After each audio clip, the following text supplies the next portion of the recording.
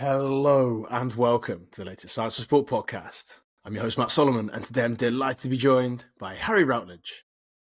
So Harry is a high performance practitioner, having worked in the USA, the UK and Australia, and he's held roles such as head of performance and head of sports science, which makes him the perfect person today to discuss how you can design your career as a sports scientist. So without further ado, it's time to welcome Harry onto the show. So Harry, welcome to the Science of Sport podcast. It's a pleasure to have you here. Thank you for having me. Thanks for the invitation. Looking forward to offering some stuff to our already really good podcast. Oh, thank you very much, mate. So, can you give us a quick introduction as to who you are and what you've been up to until now?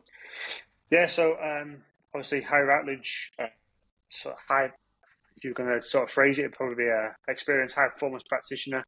Been lucky enough to work all over the world. Spent some time in the US, some time in Australia, the UK, mainly in team sports, and held positions as head of performance, head of sports science, and fortunate enough to have a PhD in exercise physiology from Liverpool John Moores University as well. Absolutely excellent, mate. So we're obviously here to discuss how to almost design the perfect sports scientist. So before we get into the real meat and potatoes of that, can you explain what a sports scientist does? Yeah, I think the phrase sports science is quite broad, right? And I think in a nutshell, for me, what a sports scientist role is to do is to try to analyze, interpret all aspects of physical performance across all its disciplines, and really utilize those to maximize physical capabilities of an athlete. And if you can do that, I think you're on your way to sort of ticking that box of being a good sports scientist. Excellent. So with that in mind, then, what are those different roles? You said it encompasses a lot, which, yeah, very true. So can you give us a quick rundown of the different kind of specialities that are all possible, and like what kind of roles do they mean as well? Because obviously you can be a nutritionist, but does that mean you only do one thing? So talk us through all of those different things. Yeah, I think sports science encompasses all these things, right? So you've got within sports science, and sports science being a very global term as we speak. You've got nutrition, you've got strength conditioning, you've got exercise physiology sits into that sports science space. You've got prehabilitation, rehabilitation. All these things really encompass this sports science threshold, and I think where the industry is now, where what makes a really good sports scientist is someone who really has got an understanding of all those individual elements that can really bring it all together and have influence on whether it's an individual athlete or a group of athletes. We have an influence of all those individual aspects together to really drive that physical performance piece. And when you go into a team, for example, then what kind of different roles are you looking at within, you mentioned football, for example, or team sports? What kind of roles are you looking at there? And maybe let's take the highest possible level, because they're probably going to have lots and lots of staff members. What kind of people are knocking around there? Yeah, I think within these, like I say, within these big clubs, if you use Premier League as an example, they'll have a pure nutritionist who solely looks across the nutrition. You might have a rehab coach whose pure focus is to take the rehab players. You have a gym base, but there's someone who's gym based. You also may even get down to the point where you've got a recovery specialist now, really sort of taking into consideration all aspects of physiology and really driving that recovery process. And you might have a data scientist now. I think data is a big part of where sports science is now. And I think to sort of jump back a question, I think a key part is, from a sports science standpoint, is understanding data as well. I think that's the key. You don't have to be a mathematician. You don't have to be a statistician, but you've got to have an understanding of data to be able to sort of objectify what you're doing when you communicate with coaches or the staff members. I think data is a big part of that as well. So sports science is now starting to delve into the data world as a lot of things do, and having an understanding that's also really key as well. So obviously you've gone through a few different options there as to like the different job roles, but what are the key attributes that a sports scientist then needs? Because you've got different content as in the terms of like your actual knowledge. So maybe you're a rehab specialist and you've done some physiology stuff, some physiotherapy stuff, some S&C stuff. Maybe you're not quite as busy with the data. You've got a data scientist who's really in with the computers, programming, all that kind of stuff. Probably doesn't have the physio background. So what kind of attributes are then necessary as a person to be a great sports scientist? Yeah, I think key one's communication for me. So like you alluded to there, you've got so many different facets of sports science globally, and sort of driving this overarching holistic approach to to performing. So having that communication and relationships piece, and being able to build relationships with people so that you can all sort of drive in that one direction. We've all probably been a part of groups of people where you sort of not everyone's on the same page, and you sort of things get missed, and that can be very difficult within the sports science realm. So I think key attribute is being able to listen as well. Ultimately, people are going to have better expertise in different areas than what you may have. So being able to understand and listen to those people, and also I think the key is actually if there's areas that you don't understand, well, try and upskill yourself in those areas so that then you can have those conversations and you can all speak with that common language, and that ultimately drive that like group focus and all sort of running in the same direction, which is absolutely key when if you think about sports science from a much more global perspective. And what are then the consequences if communication isn't on par, let's say, like up to the level that it should be? Yeah, I think especially in my experience within team sports, like some things will happen where a message from the group, from the department can be put across in a different way, which ultimately opens you up to sort of questioning, and that's a really key part. You've got to really make sure that everyone's aligned and on that same sort of, has got that same collective message, because you don't want a coach going, "Oh, what about this play today?" And then someone says something different to what the group decision was, and that can really open you up to different sort of tricky situations. And I think that's where communication and that collective message is absolutely key. And even with athletes as well, you want to make sure that if you're disseminating a message to an athlete, whether it be around the best nutritional strategy, as long as you've got that communication with the nutritionist, for example, and that player might ask you in a one-off conversation or a passing comment, you can make sure that the information you give is correct, and then that ensures that player or athlete is maximizing that part of their physical performance. And obviously, communication then is number one at this stage. But are there any other key attributes that sports scientists should be looking at? I think for me, and it's quite a difficult one to say you have to be like this, but I think part of it is to be able to like have an understanding of what you're trying to get your athletes to go through. I'm not saying that if you're a strength coach, you've got to be able to back squat 100 kilos or be able to do a clean or jerk or snatch, but have an understanding of exactly what it is that your athlete is going through. So really sort of like embed yourself in whatever that facet it may be. Like if you're trying to prescribe great nutrition for somebody, and ultimately your breakfast that day was something from a fast food takeaway or something, then it's really hard to say, oh, the athlete should be doing this, for example. I think the key one is actually really embedding yourself in that and actually enjoying what you're doing. I think if you really understand and really get fulfillment out of that sports science area, and you're full understanding of that yourself, then that passion comes out with an individual. I think that's a really good one for me. I think the amount of people that you meet within your industry who are either a failed athlete and go down the sports science route, is because they have a passion for what they do. So it can be really helpful to actually have a full understanding of exactly what it is that you're asking that individual to do, and sort of put yourself in their shoes a little bit. Cool. So obviously that's kind of covered some of the like some of the options in terms of what the jobs are available, but also what kind of skills you need. When it comes to qualifications, then what kind of qualifications does a sports scientist need? Because it's not a protected term, right? No, absolutely not. An undergraduate degree is going to be your first point of call, and that's going to be the first place to start.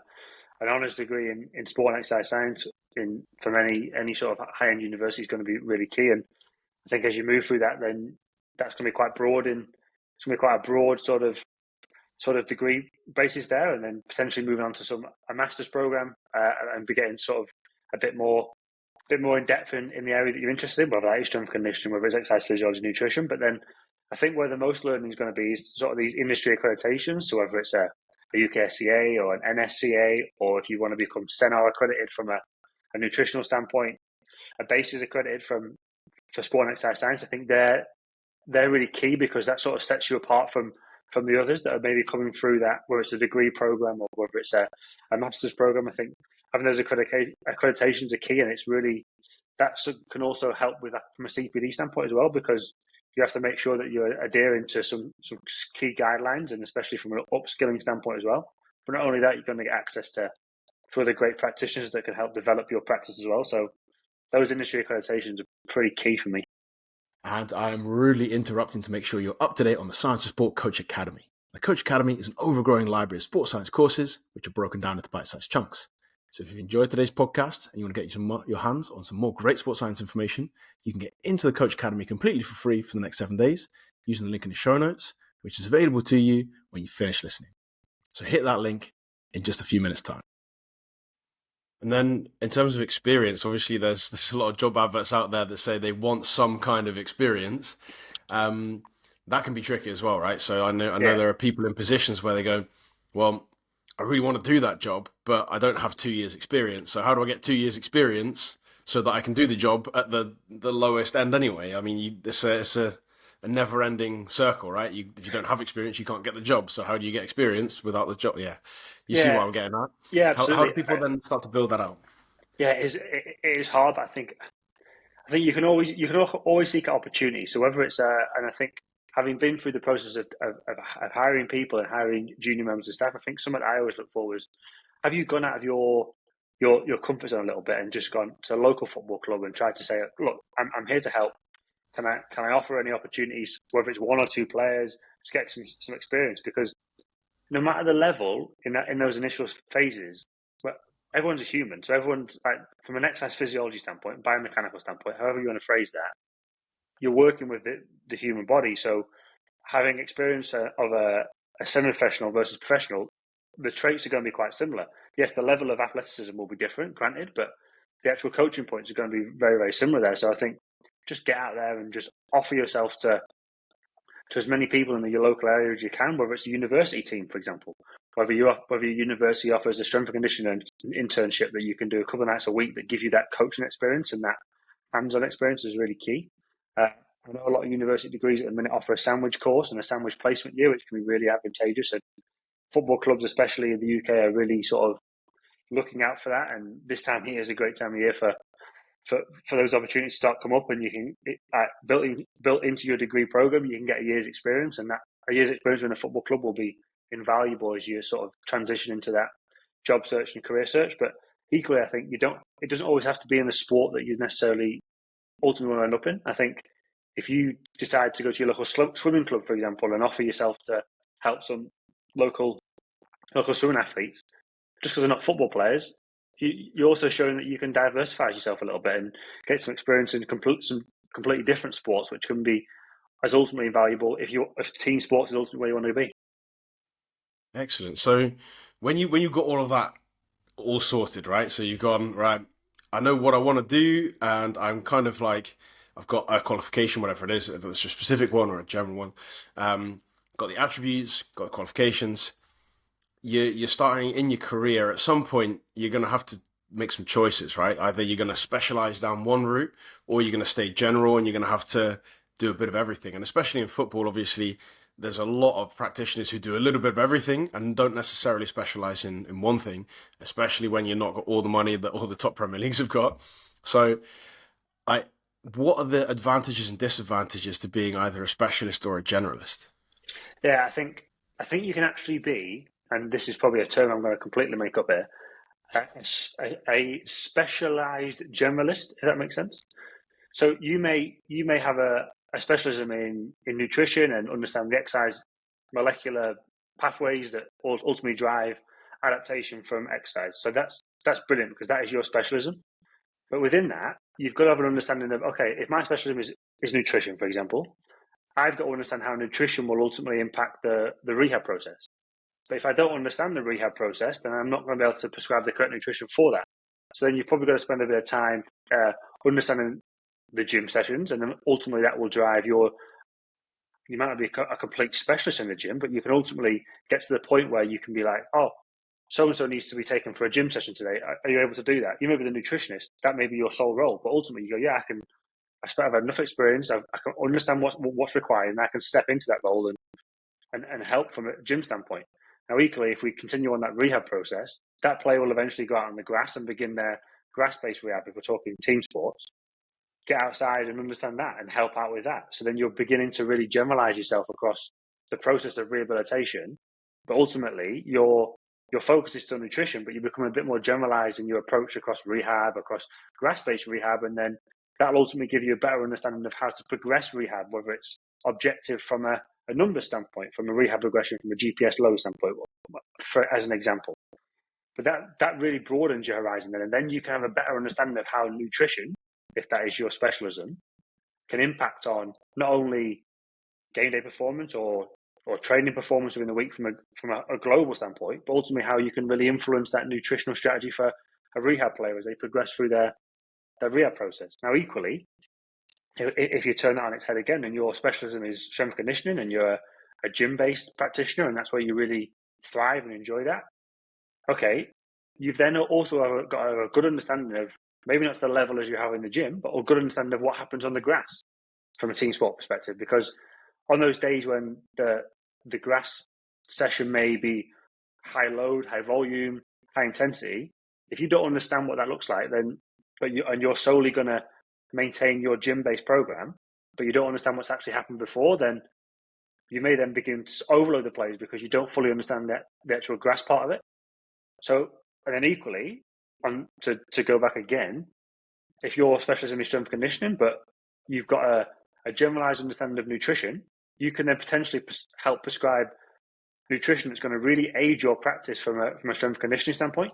And that really broadens your horizons from a bit of more of a holistic approach to the process of sports science globally. So I think, yes, it's fine to have a specialism and a real sort of a fully deep understanding to a high level of knowledge in a certain area. But in order to be a really good practitioner in team sports, and for me in sports science generally, you've got to have a good understanding of the whole process in order to be able to prescribe your specialism to the maximum. And I think that's a really key point for there. So like I say, it's really sort of embedding yourself in the whole program. Absolutely excellent. So obviously when you're an athlete, at some point you might just get given someone who is a sports scientist or a strength conditioner, all of those great specializations. But sometimes you might get to choose, right? So let's say you're looking to the private sector and you say, you know what, my club is semi-pro, they don't provide it, or my elite team doesn't give me the care and attention that I think I need or deserve. How should an athlete then select a sports scientist or one of the many categories of when they want to work with someone individually to improve their performance? I think the key there is probably something we referred to before, is having those industry accreditations and that industry recognition that they are of a level. And there's probably two parts to that from an athlete standpoint. One of it is to make sure that they actually are accredited in what they say they're accredited in, to make sure that the practice they're going to give is to the level required, and also to protect the athlete as well. You want to make sure that you're working with someone who's industry recognized. That's a key. Their experience, try and understand where they've come from, but also just really have a conversation with that individual that you may be seeking, to make sure that you've got a relationship there. Because there's going to be times when, if you're an athlete seeking out a sports scientist, then there's going to be elements where they're going to have to push you in certain ways, and you've got to make sure that you've got a relationship with that person, and you've got a mutual understanding, and you can get on with that individual so that they can sort of drive your physical performance. But I think the key starting point for me is making sure that they are accredited in what they say they are, to make sure that you're going to get the best provision possible. Excellent. So before we wrap up, I want to know what your recommendations are in terms of developing all of those great skills that we talked about. So there's loads of different things that we've touched on, but how can then a sports scientist, let's say you're just finishing your degree, you want to make a step and make the most impact possible on the people you work with, how can you go about developing those key skills and competencies to make sure that they can have the most impact in their career? I think this comes back to some sort of youth athletic development stuff, and it's the whole 10,000 hours piece.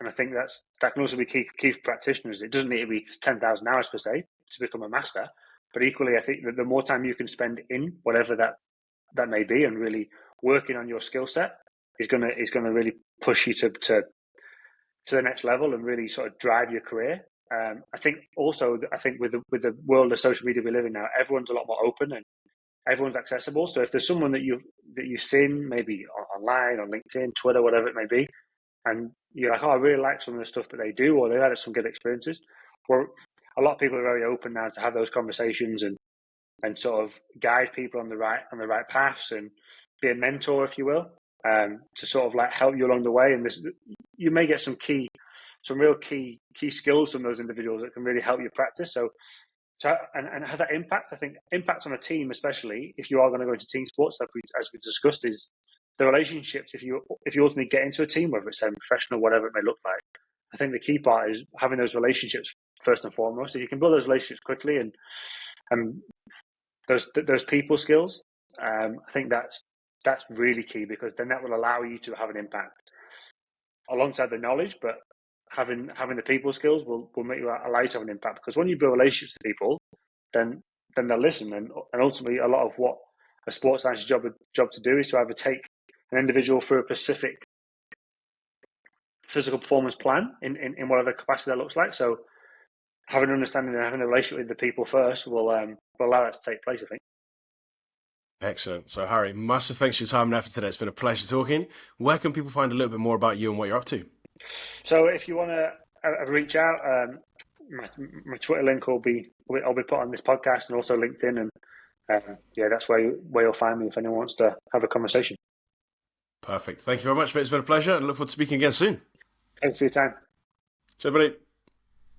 And that's it. Once again, a massive thanks to Harry for all of his hard work on today's podcast. I really appreciate it. I'm sure you do at home too. Before you leave, I want to point you in the direction of the Science of Sport Coach Academy. The Coach Academy is an overgrowing library of sports science courses which are broken down into bite-sized chunks.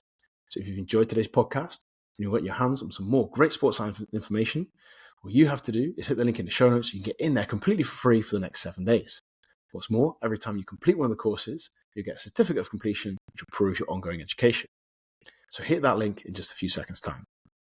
And of course, if you have enjoyed today's podcast, it'd be fantastic if you could recommend it to a coach, a colleague, an athlete, or a friend. That means that we can keep bringing you the best possible guests and the best possible content. And that's it. Once again, a massive thanks from me. I'm Matt Solomon for Science of Sport, and I'll speak to you next week.